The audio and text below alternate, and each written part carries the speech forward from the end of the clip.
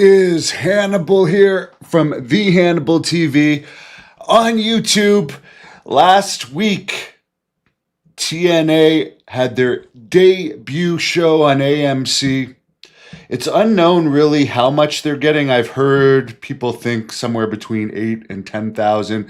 Prior to that, they were on Access TV, which is owned by Anthem, the company that owns TNA. And they hadn't really released any ratings for over a year. So a lot of people have messaged me, hey, you're going to comment on TNA's brutal rating, blah, blah, blah, blah, blah. Well, they got a rating. They got a 0.04 rating. And some people think that's brutal, but to me, they beat Collision. Collision last week only did a 0.03 rating. So for TNA to beat Collision, that's pretty good. Will they be able to? I mean, they used AJ Styles.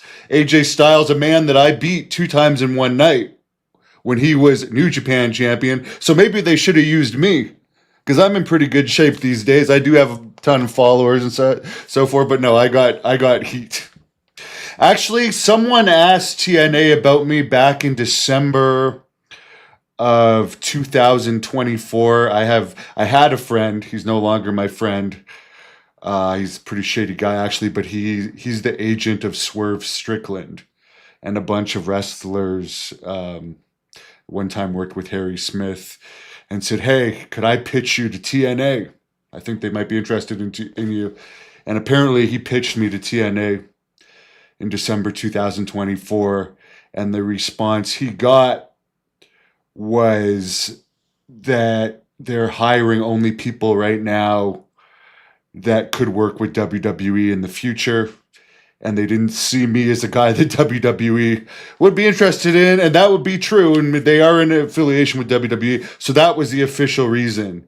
Of course, I did organize TNA's first ever Canadian tour, legit, December 2007 in 3 cities in Quebec. And the one city in Toronto, I hooked them up with the arena in Oshawa, and they ended up doing a pay-per-view there. The first Canadian pay-per-view. That was because of me hooking them up with the arena in Oshawa. So I actually have a bit of a history with them. I even helped them a little bit with their 2017 tour. But that was the answer. And I know this is not about my history with TNA. I'm just saying they didn't get that great of a rating, but they hadn't even hit a 0.01. in over a year, so it's an improvement, and they beat Collision, so that's something to hang your hat on. I mean, AEW is getting $180 million a year for Collision and Dynamite. Dynamite's only doing like 0.08s these days, so they're halfway to Dynamite's rating.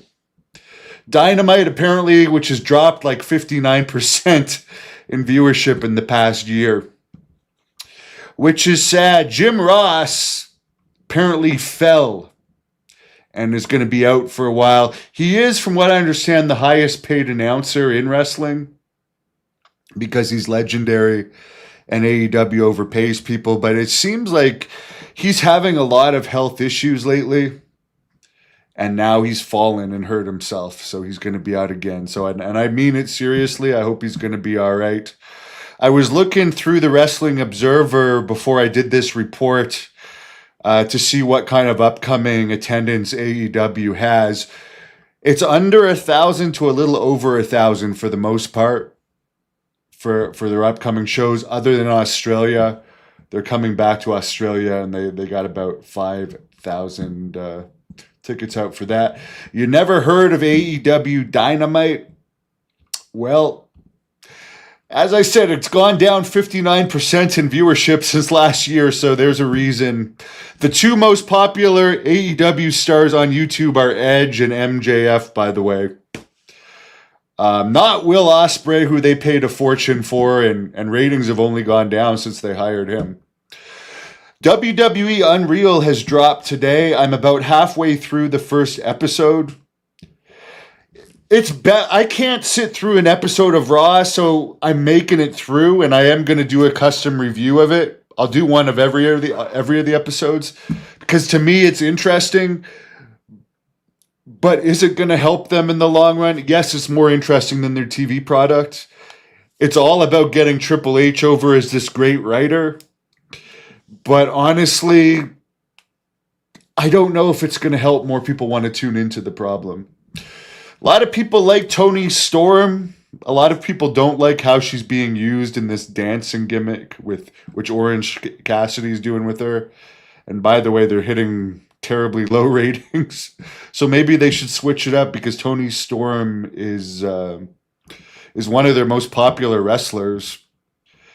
Probably their most popular legit female wrestler, and they're doing stupid stuff with her.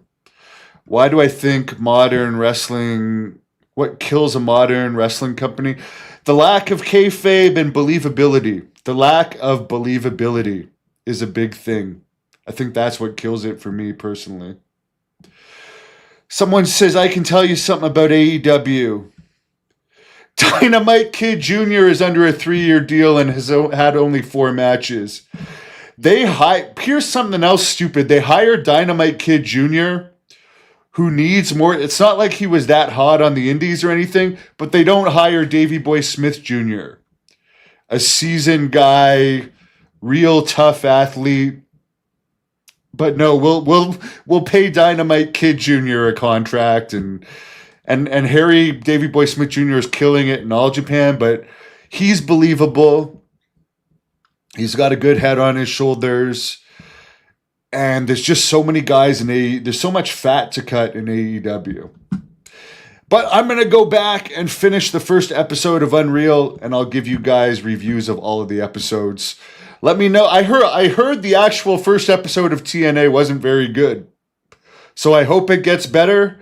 And by the way, if you ever want someone who could bring believability to your product, don't call that guy that talked to you about me the other year. Call me directly. I'm not that hard of a guy to reach. And hey, at one point, Tommy Dreamer, who's on their booking committee, did try and get me hired in WWE. But it eventually did happen, so I thank him for that. But he has a lot of pull in TNA. But let me know what you guys think of all that in the comments, and let me know what you guys think of WWE Unreal, or if you've seen, speaking of shows bombing, CM Punk's acting movie Night Patrol was in last place on the weekend. One of the movies that was released last weekend, it was out and it got last place. Is there any new Dark Side of the Rings coming out? Yes. There's a new season being made. But they seem to be stretching for content with each season that goes by. Last year's season was really weak, so I haven't heard much about who the subjects are going to be this year. But make sure you subscribe. I'll keep you updated on that, and I'll be back with my Unreal review.